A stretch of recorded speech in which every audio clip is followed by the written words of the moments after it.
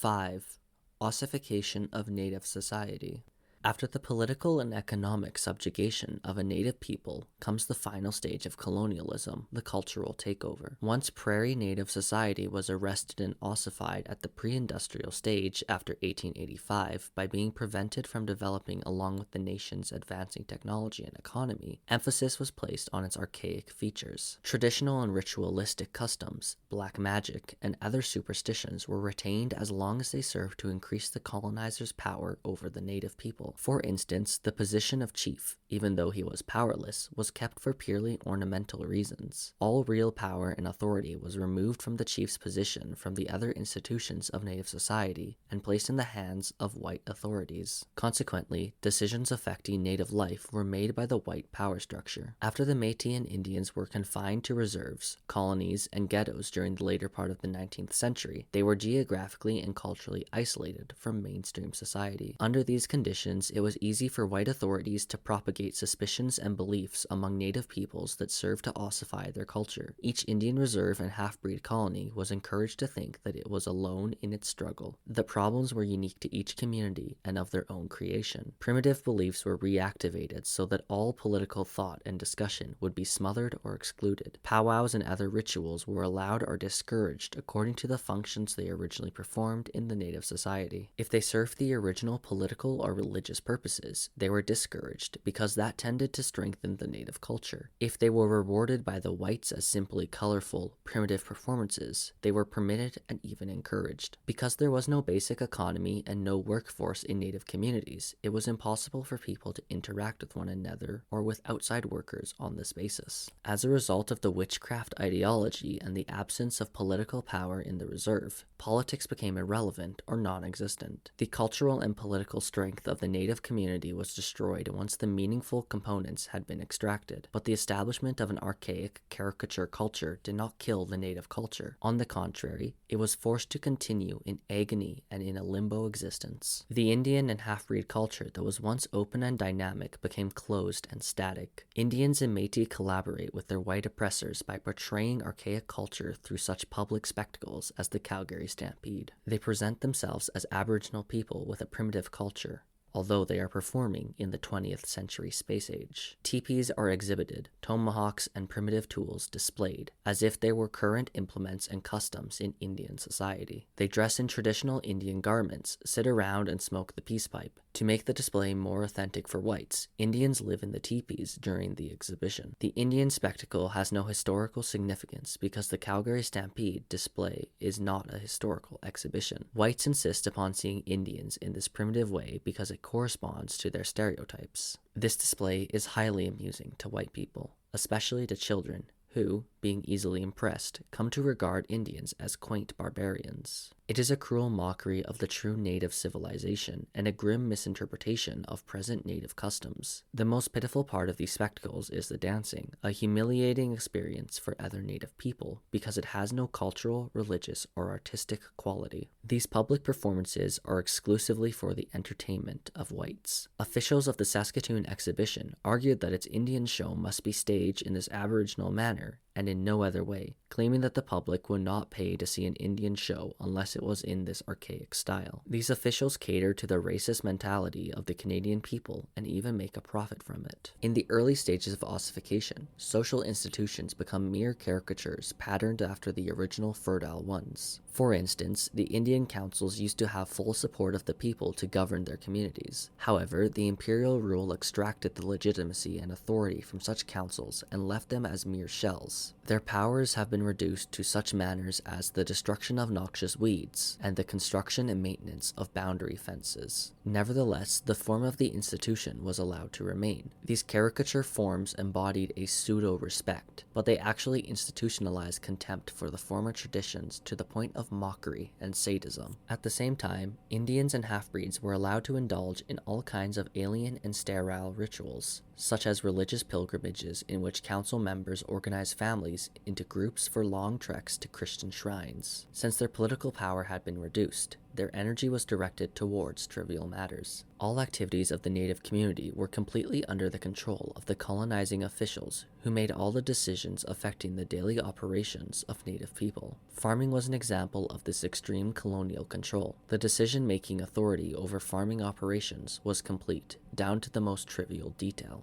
Marketing of grain and farm produce could not be carried on without the official permission of the white agent. Natives could be imprisoned and deprived of their machinery and stock for breaking the smallest rules. Such were the farming opportunities allowed Indians on reserves. This grinding paternalism and prison-like authority has persisted to this day. Of course, each reserve has one or two show farms on which a couple of Indians are given special favors in order to develop successful farms. These are intended to give the impression that every Indian could be a successful farmer if he only tried, and the scheme is effective in degrading the reputations of all other Indians who are not successful farmers. Information showing the number of Indians who have been refused assistance is not made public. In any event, for a native person, farming has become an artificial operation since it was originally intended as busy work for the Indians who were forced onto reserves. With the native population hidden from the mainstream society, the philosophy was popularized that the natives would soon die out. The whites generally believed that Indians were horse stealers and ritual sadists who burned missionaries at the stake, collected scalps, and ate human flesh. Coupled with his barbarous instincts was his natural inclination to cruelty. It has been truly said that all savage races are like children, in that they have no adequate conception of suffering or pain suffered by others. They were entirely devoid of sympathy. The controlling instinct of the Indian was to kill. He was animal in his instincts, and he neither knew nor cared about anything not connected with his material wants. In conversation, all Indians were obscene to a degree unknown to any other people. They seemed to have no conception of vulgarity, obscenity, or decency. All Indians are lazy and thievish, work being considered degrading. Vindictiveness and ferocity is a part of Indian culture. Newspaper reporters would casually refer to Indians as idle and vicious aborigines. Of course, it was easy for colonizers to standardize and propagate these distorted myths because they had control of the communications media. Perverted images were paraded before the public to help justify and legitimize the incarceration of the entire population of native people. There was nothing sacred in the historical process of colonization. The most intimate and sensitive aspects of native people's lives were debased in the most ruthless way. Mockery and ridicule were brutally employed and still are today. It is not uncommon to hear children cry in agony simply because they are Indians or half-breeds. Their misery is their direct result of colonization and white supremacy. The fall that I was 18, I went to work for a farmer 15 miles from home. Not having any transportation, I was obliged to walk to his farm that day. On the highway, I was lucky enough to be given a ride, or so I thought. A couple of Mounties in the car stopped and offered me a ride. It frightened me momentarily because I thought they were going to run me in. Mounties don't ordinarily give this kind of help, especially to Métis. I had heard many stories about how brutally the police treated Métis and how they pinned false charges on them, but a ride was very welcome at this point. As we started up, the driver asked if I was from St. Louis, and before I even had a chance to answer, the other cop remarked, "There's a lot of smoked meat around that town." I had heard that expression many times before, and I knew what it meant. The comment really burned me, but I was too scared to argue. As far as I was concerned, the girls in St. Louis were very decent. The Mountie continued, "I hear that those half-breed babes like to have their fun lying down." I tried to change the subject, but the police were interested in pursuing it to the end. The driver asked in a mocking manner, "Is it true they like it better from a white man?"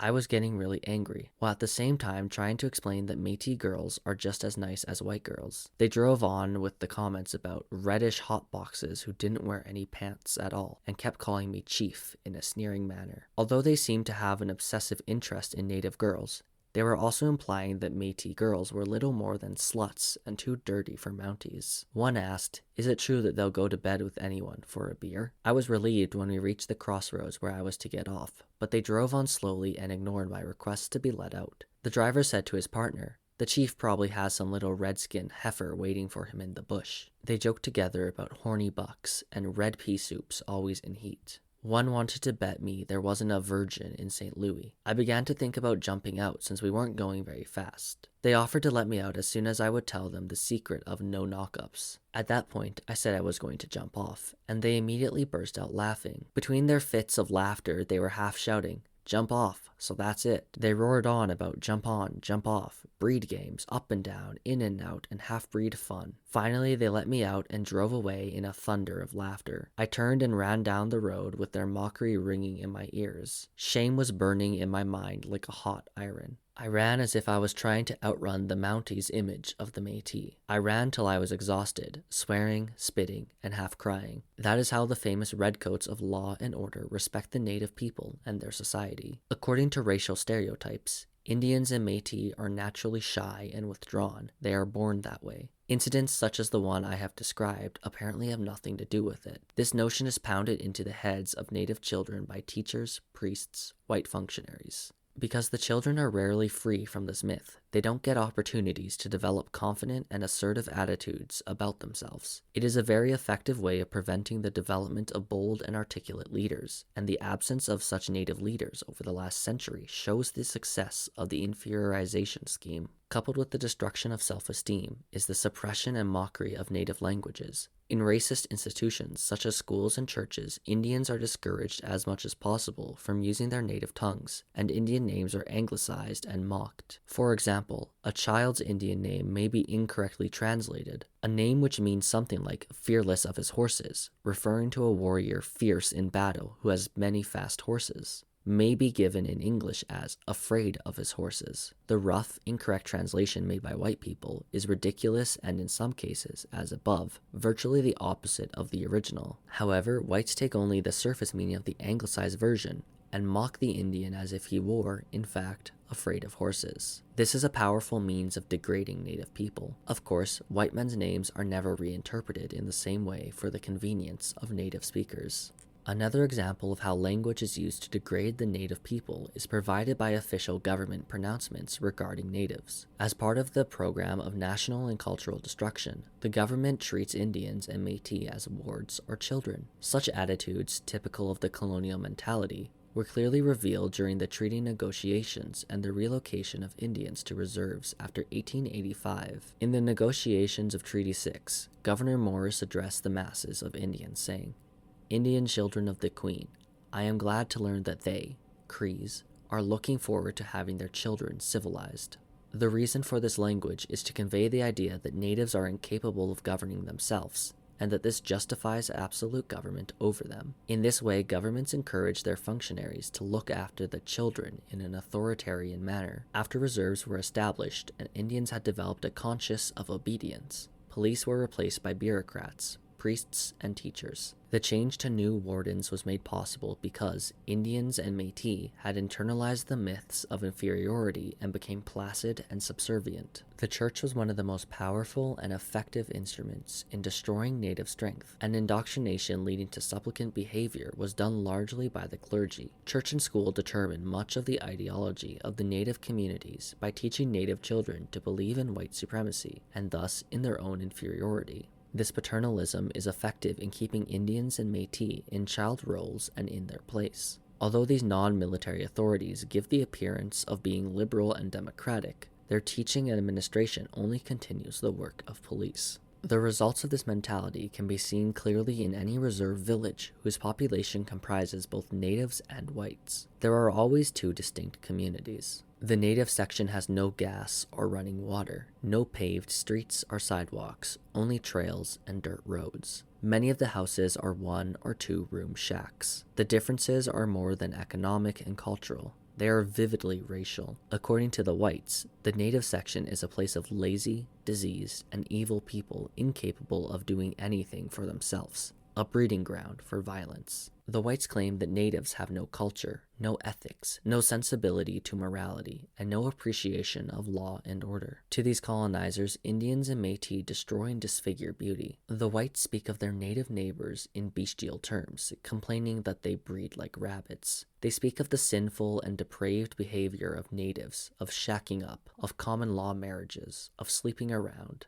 The fact is that the native villagers are hungry for food, for houses, for clothes, for power, and for whatever the whites take for granted. They are crouching villagers, listening to the gossip of the shacks, listening to what the white man wants them to hear, think, and fear. Because the native villagers experience frustration, hostility, and envy, they are always on the defense and rarely able to progress. In contrast, the colonizer section is clean and beautiful. It has electricity, plumbing, paved streets, and garbage collection. It has beautiful modern houses with central heating and all public utilities. It has white authorities who draw handsome salaries because of the native people. These colonizers are privileged because they belong to the power structure, and they have physical comfort and luxury because they are white. They have opportunities and unlimited horizons because they are part of mainstream society. The law is on their side because they are administrators. They are able to talk about the native world in rational and objective terms because all the evidence is on their side.